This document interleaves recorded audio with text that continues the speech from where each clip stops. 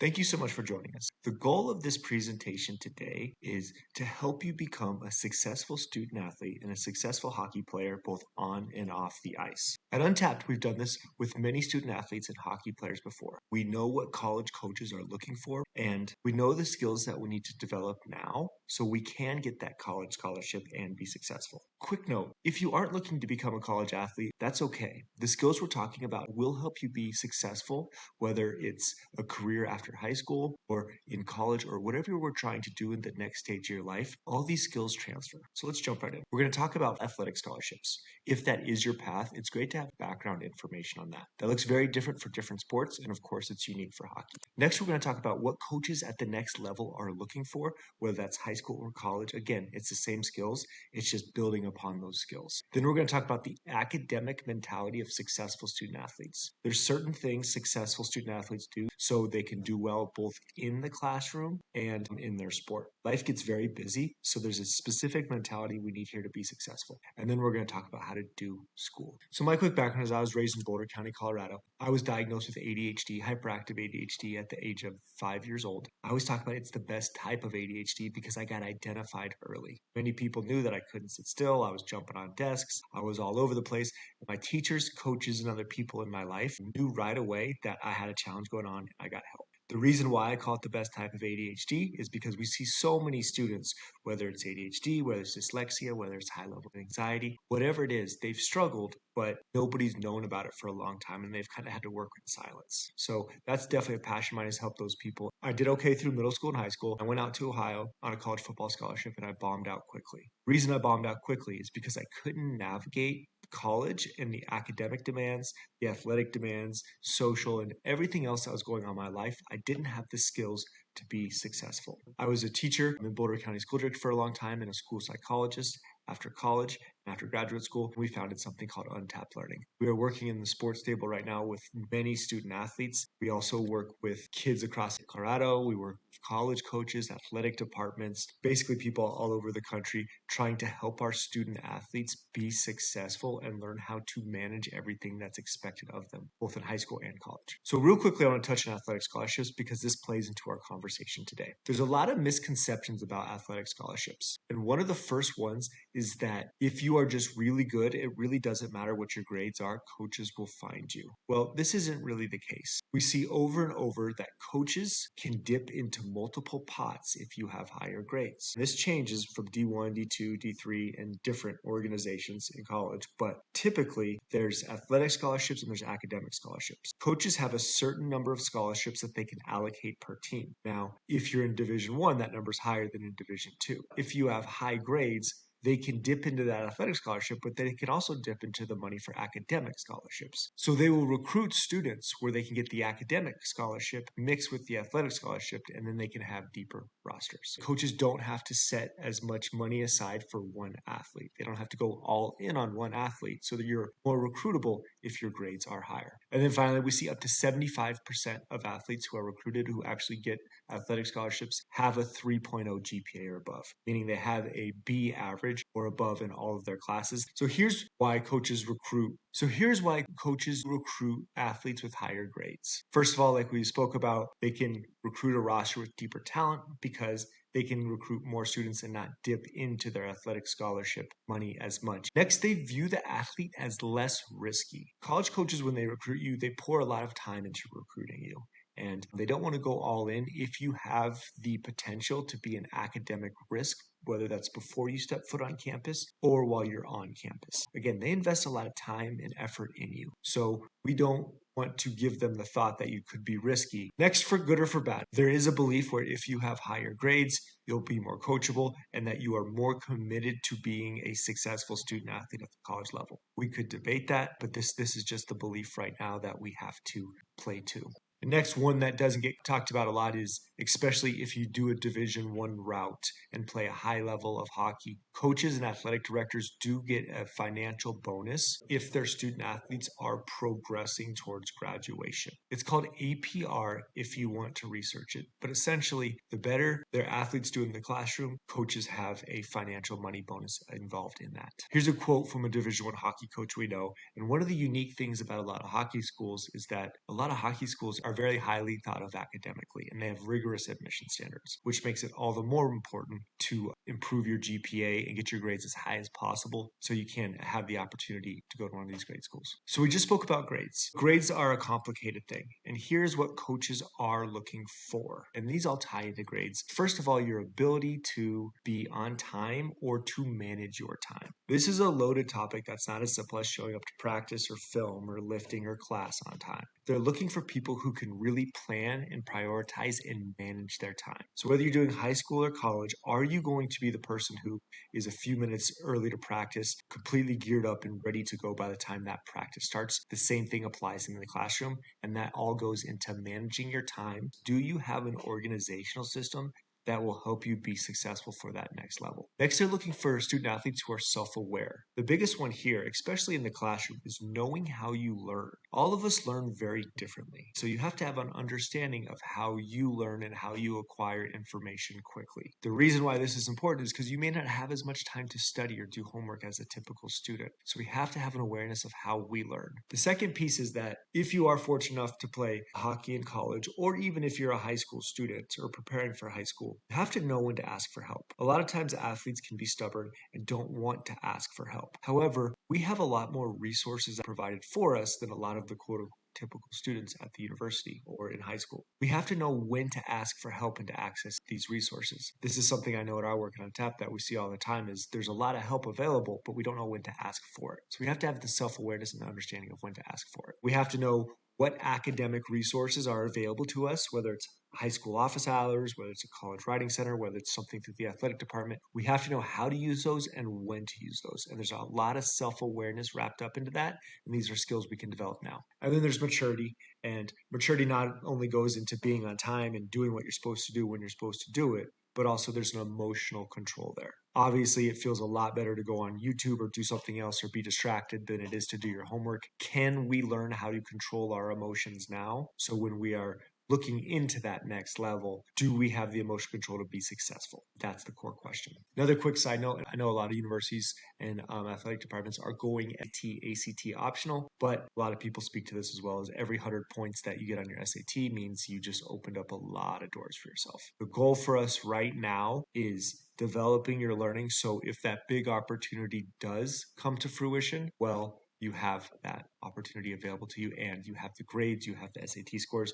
and more importantly, you have the skills to be successful. Let's talk about those academic skills and mindsets that we can work on developing now. This doesn't matter if you're in middle school or high school or even college, there are certain academic skills that we can work on right now to help you be successful. The first mindset, and I would argue maybe the most important mindset as a student athlete, is the Navy SEAL, and it was made famous by Jocko Willink, discipline equals freedom mentality. It's a counterintuitive and it's a high-level concept. Discipline equals freedom. We know with student athletes, if we implement certain routines or certain disciplines, it actually opens up a lot of freedom in your life.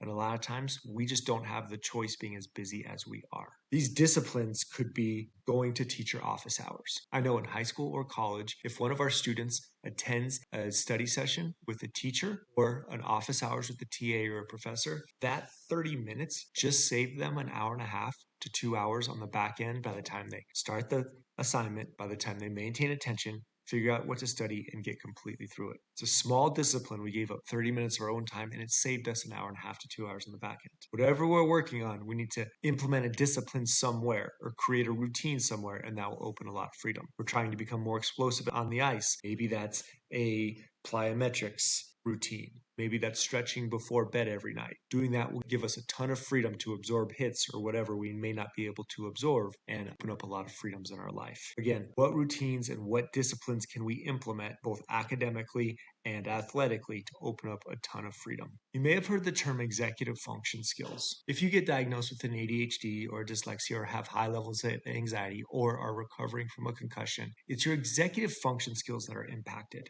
First of all, executive functioning has nothing to do with your intelligence, and we all have it. It's in our prefrontal cortex, and here's what it encompasses: time management, organization, paying attention, being able to control your impulses, task initiation or getting started, social regulation, flexibility, planning and problem solving, verbal and working memory, and metacognition. Metacognition is just a fancy word for self-awareness or understanding how we think, understanding how we're different, understanding how we intake information, understanding how we study. That's metacognition. Everyone has executive function skills. These are the skills that we really need to work on to help our student athletes be successful at the next level. We're going to talk about certain ways which we can increase our attention, increase our time management, and then just a quick note on task initiation. Again, just a fancy word for getting started. Post-pandemic, this is what has been impacted more than anything else that we've seen is getting started for a lot of our student athletes on their homework is like 75% of the battle. How can we help them get started and develop routines around that to help them be successful? So this is what we're going to talk about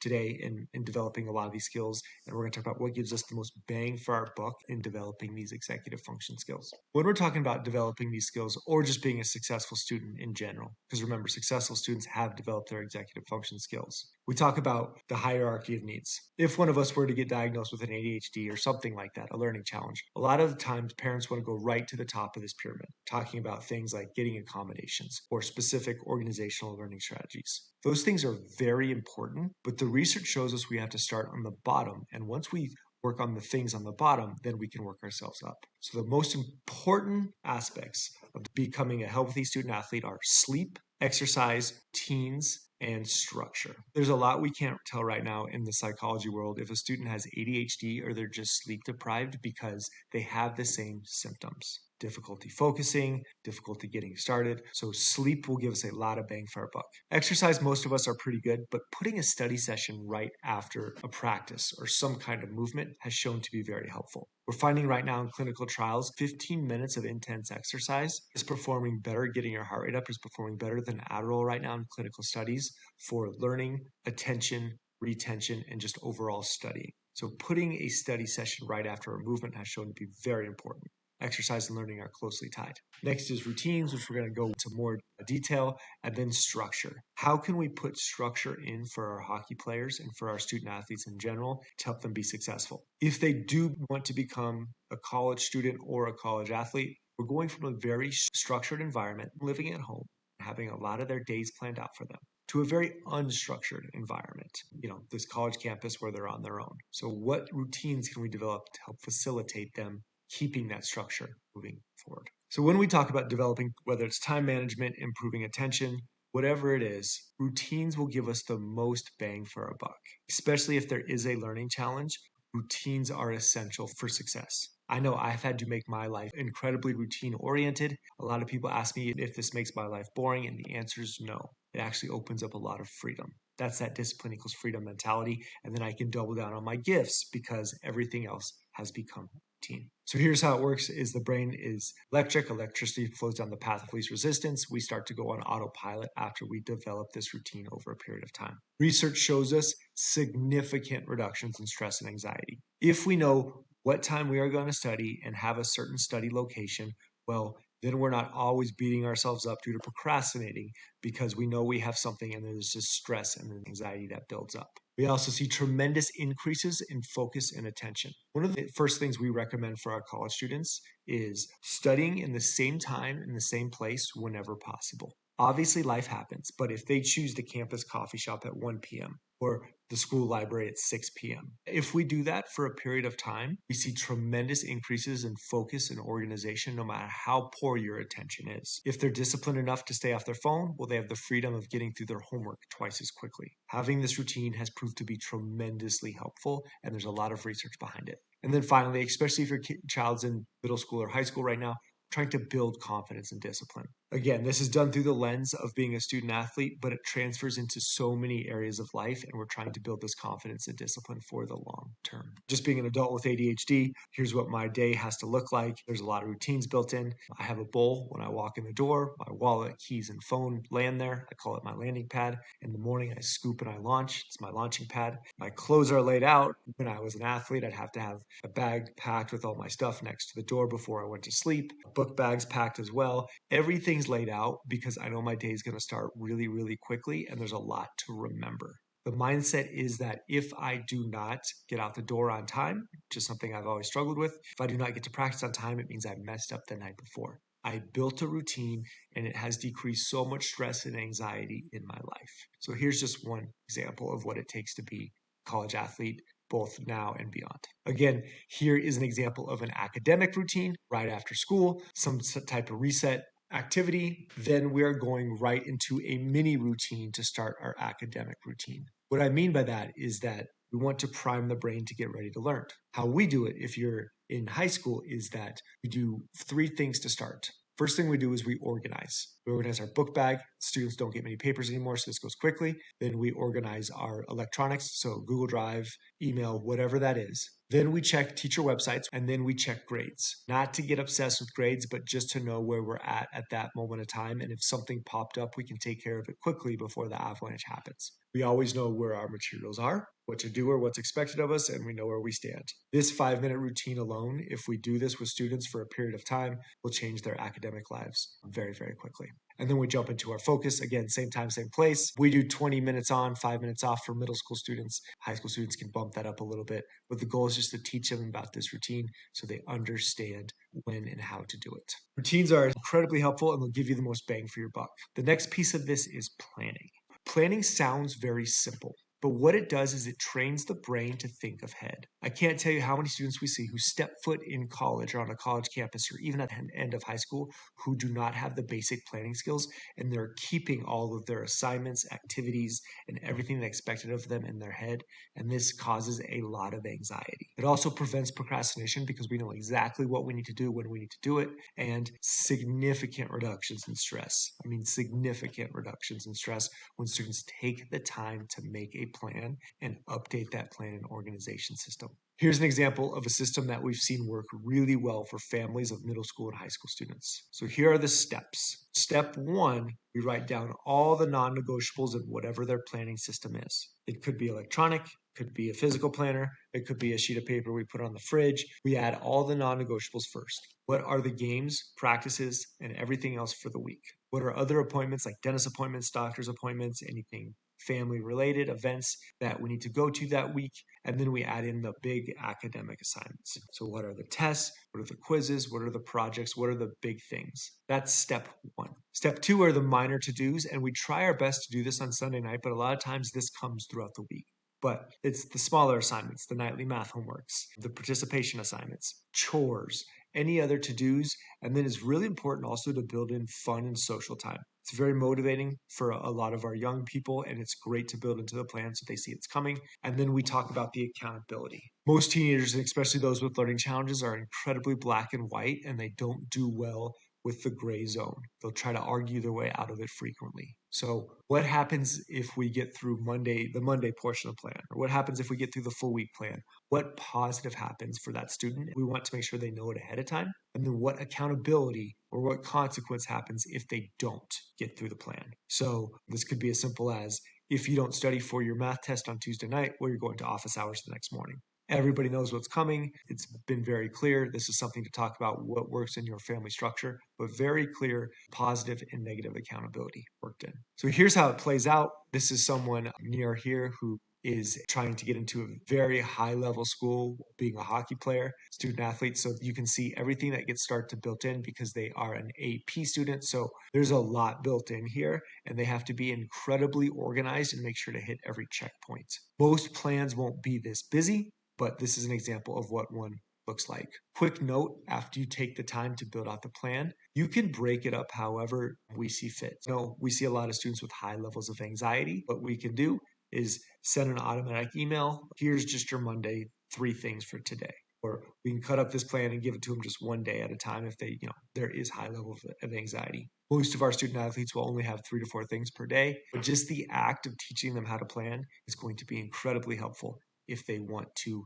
be successful at the next level. And another thing we've seen be very successful and motivating as well is time blocking. Just a different way to do planning, especially our visual learners. It helps them visualize the week, and it really decreases procrastination. Most of their waking hours, we just block out where they're at and everything that's expected of them. Again, here's a high-level hockey player. And the reason it decreases procrastination is because they can see what's coming later that day, down the road, when games are, when travel time is. And that makes them know that, if academic time is from 4 to 6, well, I really have to use that time from 4 to 6. Again, it's been a very valuable tool for a lot of our student athletes. The last piece of this is let's talk about how to do school. I know when I was failing out of college as a student athlete, one of my buddies told me to go talk to one of my professors when I was struggling in class. And my response was, "You can do that?" I had no idea how to do school or what was expected of me. There's a lot of things we can teach now to make this a lot easier down the road. Self-assessment is massive.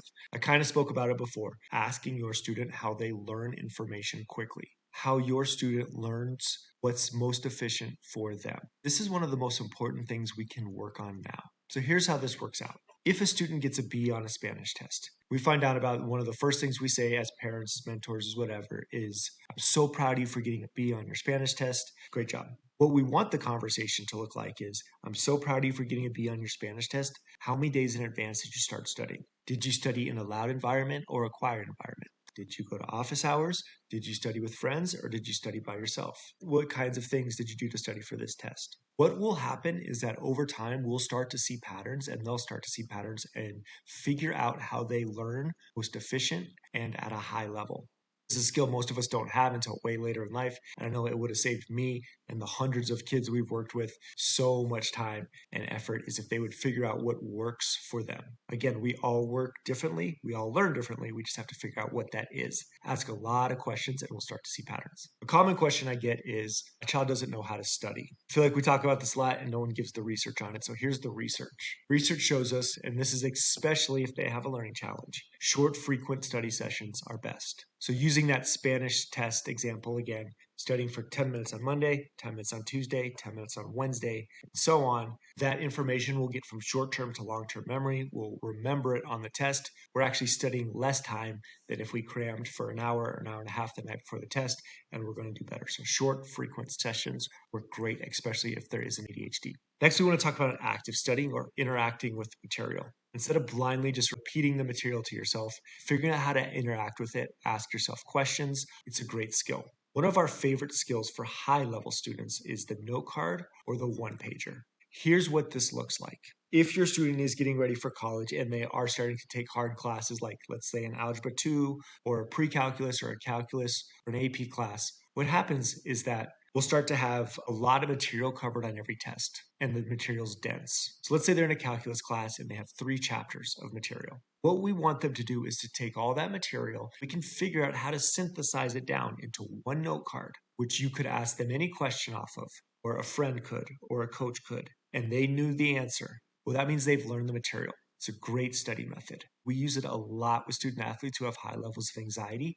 And the reason is because when we tell someone to study, that doesn't really mean anything because we don't know the end point to that. We could study an infinite amount of time and not know if we're ready. But if we say get everything onto a note card or get everything onto a one pager, there's a clear ending to that, which really helps decrease anxiety. So that's the note card method. Metacognition, again, asking a lot of questions to figure out how we learn information. And then if you can teach it back to someone, whether it's a parent or someone else, that is the ultimate in that you have learned it. We can't teach things that we haven't learned at a deep level. So in preparing for a test, if they can teach it back to you and ask questions about it, whether it's math, history, language arts, whatever it is, if they can teach it back, that means they have learned it. The next piece with how to do school, and this transfers into athletics as well, is that a lot of times we're after our students to talk to the teacher if something didn't go well, or if they have accommodations or something else in the classroom. We're always saying advocate to your teacher, talk to your teacher.